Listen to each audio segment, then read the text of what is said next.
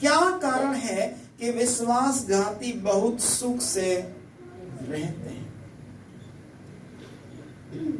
यानी रोते हुए यिर्मयाह बोलता है, ऐसा क्यों है परमेश्वर? हो सकता है आपका सवाल हो कि क्यों परमेश्वर? वो लोगों को विडंबनाएं नहीं होती, परेशानियां नहीं होती, लेकिन हम दुख झेलते रहते, परेशानी झेलते रहते, ऐसा क्यों? इसका यिर्मयाह का एक प्रश्न है। और फिर तो वो कहता है, तू उनको बोता वे जड़ भी पकड़ते, वे बढ़ते और फलते भी हैं। तो उनके मुंह के निकट है परंतु उनके मनों से दूर है। या तीसरी बात कहता है, तू उनको बोता और वे जड़ भी पकड़ते हैं, यानी मजबूत हो जाते हैं।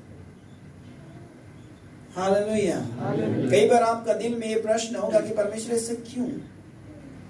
अधर्मी लोग इतनी संपन्न कैसे होते हैं? धर्मी लोग इतना परेशान क्यों होते रहते हैं? इसका एक प्रश्न है, आपका भी एक प्रश्न होगा कि ऐसा क्यों है? परमेश्वर वो बढ़ते बढ़ते जाते हैं, लंबे चौड़े वस्त्र और अच्छा खाना खाते हैं, लेकिन मैं आपसे कहना चाहता हूं, कभी मुलाकात हो धनवान व्यक्ति से तो जाकर पूछेगा कि कैसा खाना खाया और उधर खाना मिला कि नहीं मिला। बाइबल का कहानी बोल रहा हूं। लाजर इब्राहिम की गोद में था और धनवान जो अच्छा खाना खाता था, उसका मन परमेश्वर से दूर था। उसके भाइयों के पास भविष्यवक्ताओं की किताबें थी, व्यवस्था की किताबें थी, लेकिन वो पढ़ते नहीं थे। आपको मुझे ये किताब दी गई है जिसे आपको और मुझे पढ़ना है ताकि अमल कर सके और हमारी पुश्तें या वंश आशीष पाए। हालेलुया। और जिस प्रकार पिछले संडे भी हमने नहीं कहा था और आज भी नहीं कहा, लेकिन फिर भी मैं आपको बोलना चाहता हूं, ये क्या है?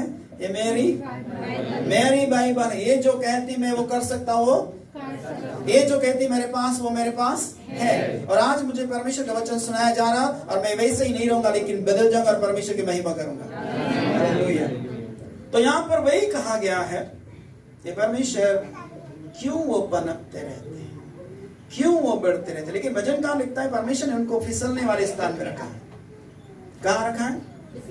बच्चों को फिसल पट्टी बड़ी पसंद आती है, उनको 10 बार भी मना करने पर तब भी ऊपर चढ़ जाएंगे और बैठेंगे सीधा जर से नीचे आ जाएंगे। तो अधर्मियों को परमेश्वर ने ऐसे चौड़े स्थान में रखा है और फिसल पट्टी में रखा है